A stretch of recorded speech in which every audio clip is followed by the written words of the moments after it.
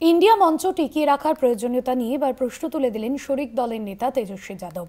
শুধুমাত্র লোকসভা নির্বাচনে বিরোধী দলগুলিকে জোটবদ্ধ করার উদ্দেশ্যে ইন্ডিয়া গঠন, একই সঙ্গে বিহার বিধানসভার আগামী নির্বাচনে কংগ্রেসকে নিয়ে জোটে আর তারা আগ্রহী নয় বলেই ইঙ্গিত দিয়েছে আরজেডি। ফলে ইন্ডিয়ায় আরও একঘরে হতে চলেছে কংগ্রেস।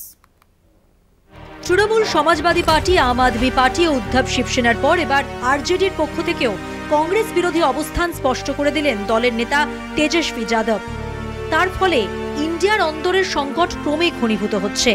দিল্লি বিধানসভা নির্বাচনে ইন্ডিয়ার দুই শরিক আম আদমি পার্টি ও কংগ্রেস মুখোমুখি লড়াই করছে, কিন্তু সমাজবাদী পার্টি, তৃণমূল ও উদ্ধব সেনা দিল্লির ভোটে আপকে সমর্থন করার কথা ঘোষণা করায় কংগ্রেসের সঙ্গে ইন্ডিয়ার শরিক দলের দূরত্ব প্রকট হয়ে পড়ে। রাজ্যে ত্রিমুখী লড়াইয়ে বিজেপির সহযোগী শক্তি হিসেবে কংগ্রেসের দিকে আঙুল তুলেছেন আপ সুপ্রিমো অরবিন্দ কেজরিওয়াল। শরিক দলের এই চাপের আবহে বাড়তি মাত্রা যুক্ত হয়েছে আরজেডি নেতা তেজস্বী যাদবের মন্তব্যে। দিল্লি নির্বাচনে তৃণমূল, সমাজবাদী পার্টি প্রমুখ শরিক দলের কংগ্রেস বিরোধী অবস্থান নিয়ে প্রতিক্রিয়া দিতে তেজস্বী বলেন, ইন্ডিয়ার জন্ম হয়েছিল শুধুমাত্র লোকসভা ভোটের কথা মাথায় রেখে, তাই রাজ্য বিধানসভা ভোটে জোট ধর্ম রক্ষার কোনো বাধ্যবাধকতা নেই বলে জানিয়ে দিয়েছেন তেজস্বী।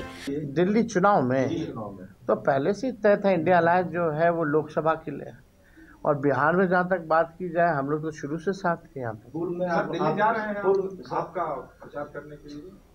अभी हम लोगों ने डिसाइड नहीं किया पार्टी ने कि हम लोग वहाँ चुनाव लड़ेंगे कि नहीं लड़ेंगे, और बाद में हम लोग देखेंगे कि তার দলের মুখপাত্র মৃত্যুঞ্জয় তিওয়ারি বলেছেন, বিহারে বিধানসভা নির্বাচনে আরজেডি আর কংগ্রেসের সঙ্গে জোট বেঁধে লড়তে চায় না।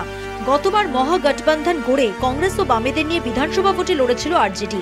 দলের মুখপাত্র জানান, গতবার জোটের শরিক হিসেবে কংগ্রেস যেন 243 আসনেই লড়াইয়ের প্রস্তুতি নেয়। তার ওই বার্তায় স্পষ্ট, কংগ্রেসের থেকে রাজ্য স্তরে দূরত্ব তৈরিতে ব্যগ্র লালুর দল। গত লোকসভা ভোটের পর থেকেই কংগ্রেসের নেতৃত্ব নিয়ে ইন্ডিয়ার অন্দরে সংশয় তৈরি হয়।